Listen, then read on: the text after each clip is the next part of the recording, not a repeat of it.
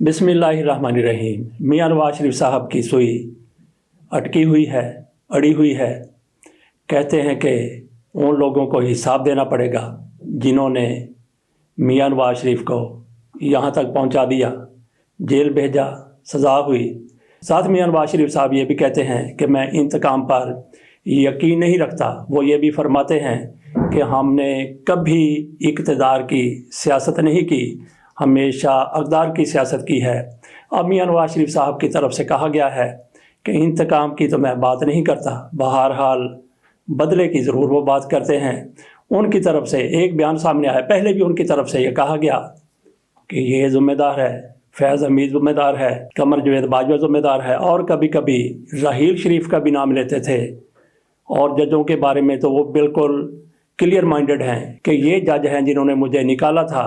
तो मियां नवाज शरीफ साहब कभी उनसे बदले की बात करते हैं, कभी माफ़ी की बात करते हैं, कभी भूल जाने की बात करते हैं, कभी सरफ नज़र की बात करते हैं। लेकिन मियां नवाज शरीफ साहब की सुई फिर वहीं पे आके अटक जाती है, रुक जाती है। अब उन्होंने इंतकाम को बदले का नाम दे दिया है। मियां नवाज शरीफ साहब ने फरमाया है, इंतकाम नहीं चाहता मगर हिसाब लेना तो बनता है। इंतकाम लेना नहीं चाहता लेकिन बदला लेना तो चाहता हूँ, बदला तो बनता है। कौम के साथ ज़्यादती करने वालों को माफ़ करने का मेरे पास कोई इख्तियार नहीं है। मैंने कभी जनरल बाजवा, जनरल फैज़ या जनरल राहील शरीफ के ख़िलाफ़ साजिश नहीं की। क्या फाजल जजेस को सिसिलियन माफिया जैसे रिमार्क्स ज़ेब देते हैं? 8 फरवरी को अवाम पर मुश्तमिल सबसे बड़ी JIT बनेगी और सबसे बड़ी अदालत भी बनेगी, वो तारीखी फ़ैसला देगी। मियां नवाज शरीफ साहब की तरफ से पार्लिमानी बोर्ड से खिताब करते हुए सारा कुछ कहा गया है। अब मियां नवाज शरीफ साहब को पुराने मौके याद आ रहे हैं कि किसी ने मुझे सिसिलियन माफिया कहा था, किसी ने कुछ कहा था, जनरल राहील शरीफ ने कहा था, जनरल बाजवा ने कहा था, फैज़ हमीद ने कुछ किया था। तो मियां साहब कहते हैं कि मैं इंतकाम पर यकीन नहीं रखता लेकिन हिसाब तो इनसे लेना पड़ेगा। गोया मियां नवाज शरीफ साहब की कुकड़ी एक बार फिर खुड्डे से बाहर आ गई है। जब ये इक़्तिदार में आएंगे तो फिर क्या कुछ करेंगे। तो सबसे पहले मियां नवाज शरीफ साहब किसका कोट भरेंगे, तो आप यकीन रखें नाज़रीन, ये आप लिख लें। अगर मियां नवाज शरीफ साहब वज़ीर आज़म बन जाते हैं, अगर बन जाते हैं, वैसे कुछ लोगों की तरफ से और हमारे जो माहिर रूहानी उलूम हैं वो तो यकीन के साथ कहते हैं कि सवाल ही पैदा नहीं होता कि 8 फरवरी को इंतखाबात हो जाएं। इंतखाबात अगर हो भी जाते हैं 8 फरवरी ही, उसके बाद तो मियां नवाज शरीफ साहब के वज़ीर आज़म बनने का कोई चांस नहीं है। ये गातब अली शाह साहब की तरफ से एक बार नहीं बार बार कहा गया है। बिलफर्ज मियां नवाज शरीफ साहब पाकिस्तान के वज़ीर आज़म बन जाते हैं तो सबसे पहले, जैसा कि कहा कि इसका कोट भरेंगे, वो सबसे पहले इनको लाने वालों के ख़िलाफ़ खड़े हो जाएंगे। फिर देखते हैं कि क्या होता है मियां नवाज शरीफ साहब के साथ। वही होगा जो पहले होता रहा है, जिस पर मियां नवाज शरीफ साहब गिला करते रहे हैं। इमरान खान की तरफ से कहा गया है कि मेरे ऊपर जो फ़र्द जुर्म आयद की जा रही है, अभी इस पर भी शुकूक व शुबहात है कि फ़र्द जुर्म आयद हुई है या नहीं हुई। बहरहाल उस मौके पर जब फ़र्द जुर्म की बात हो रही थी, जेल के अंदर जज अबुल असरार साहब समाअत कर रहे थे, उन्होंने फ़र्द जुर्म पढ़कर सुनाई, कहाँ तक सुनाई, उसके बाद क्या हुआ। तो इमरान खान की तरफ से इस मौके पर कहा गया, जैसे मोहम्मद अली फ़िल्म स्टार, अगर आपको याद होगा जिन्होंने पुरानी फ़िल्में देखी हुई हैं या उस दौर के लोग हैं, वो कहा करते थे जज साहब मेरे 15 साल मुझे लौटा दें। इसी तरह से इमरान खान अपनी कुर्सी पर खड़े होते हैं, जज साहब से कहते हैं जज साहब एक और चीज़ भी फ़र्द जुर्म में शामिल कर लें। वो क्या? उन्होंने कहा कि ये भी इल्ज़ाम इसमें शामिल कर लें कि इमरान खान ने एस्टेब्लिशमेंट को बेनकाब किया। तो इमरान खान साहब का कौन दुश्मन है सबसे बड़ा, आप क्या समझते हैं? इमरान खान की दुश्मन एस्टेब्लिशमेंट है, इमरान खान की दुश्मन मियां नवाज शरीफ है, मियां शहबाज शरीफ है, आसफ अली जरदारी है, या कौन है? आपकी नज़र में क्या है? मैं समझता हूँ कि इमरान खान का सबसे बड़ा दुश्मन इमरान खान साहब खुद हैं। ऐसी बातें करने की आखिरकार क्या ज़रूरत है जिससे आप जलती पर तेल फेंक रहे हैं। पहले ही आपको लोग बर्दाश्त करने के लिए तैयार नहीं है। मामलात कहाँ से कहाँ तक पहुँच गए। आपकी पॉपुलैरिटी है, आपकी आवाम में से है, आवाम आपको जानते हैं, आपकी आवाम में साख है। बड़ी बात है, बहुत बड़ी बात है। तो ऐसे में अपने लिए मुश्किलात ऐसे बयानात देकर पैदा करने की, बढ़ाने की क्या ज़रूरत है। तो यही फिर कहा जा सकता है कि इमरान खान साहब अपने दुश्मन खुद हैं।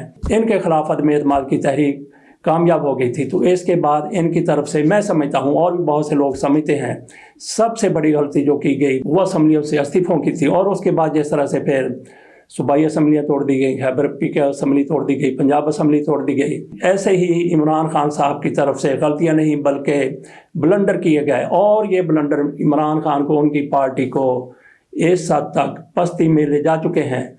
गो के अवाम में मकबूलियत है, बड़ी पजीराई है, लेकिन जो कुछ हो रहा है वो आपके सामने है। यहाँ पे अवाम ने फैसले नहीं करने, अवाम ने फैसले करने हैं इंतखाबात में। उससे कबल कहीं और जगह पे फैसले होते हैं। जहाँ भी फैसले होते हैं, आप अगर थोड़ा सा हौसला करें, सब्र करें, बर्दाश्त करें, तो आपकी इतनी ज़्यादा मुश्किलात ना होती। बहरहाल जो होना था हो चुका, हो रहा है।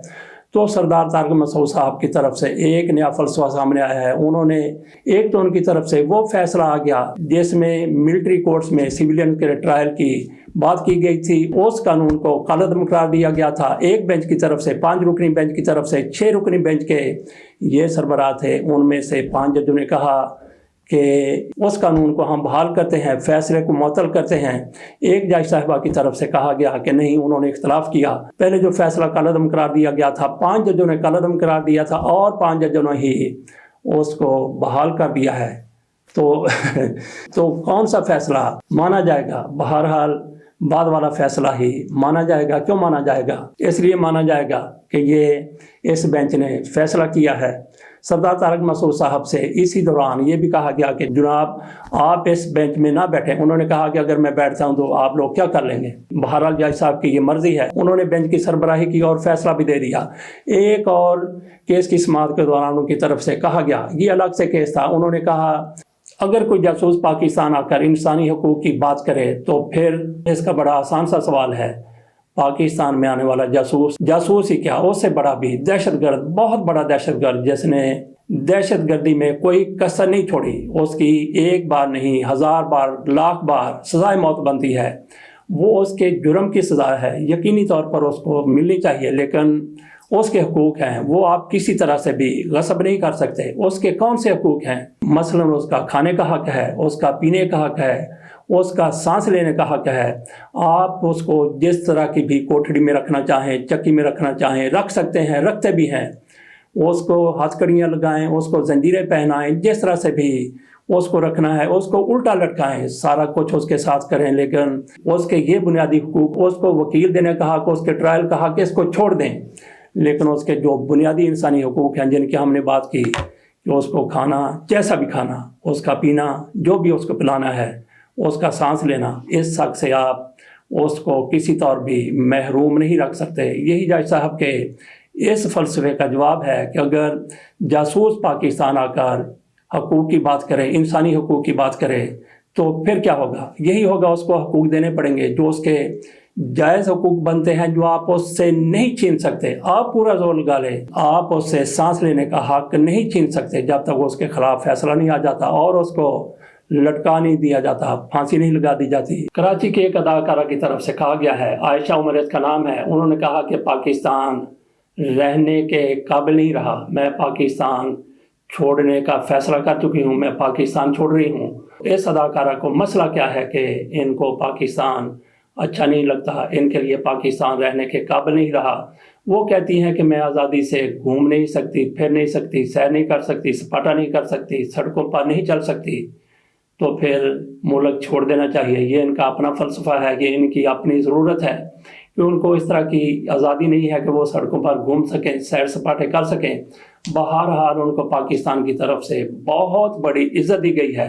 आज अगर वो पाकिस्तान में अदाकारा हैं, आज अगर उनको घूमने फिरने की आज़ादी नहीं है, तो फिर उनकी शोहरत की वजह से नहीं है कि वो जहाँ भी जाती होंगी, घूमने फिरने जाती होंगी, लोग उनके आगे पीछे होते होंगे, तो उसको वो अपने लिए वबाल समझती हैं, मुसीबत समझती हैं, तो वो कहाँ पे जाएंगी?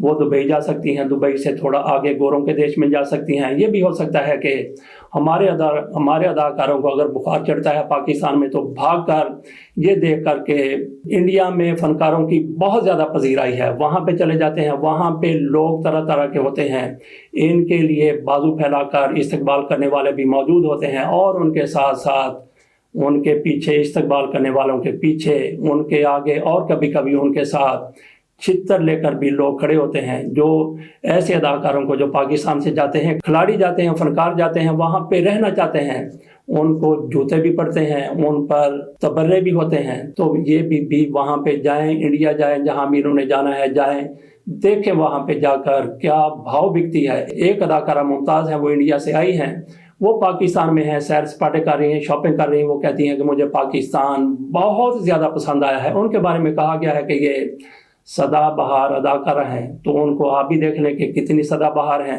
تو کیا آج بھی وہ فلموں میں آتی ہیں، پرانی اداکارہ ہیں۔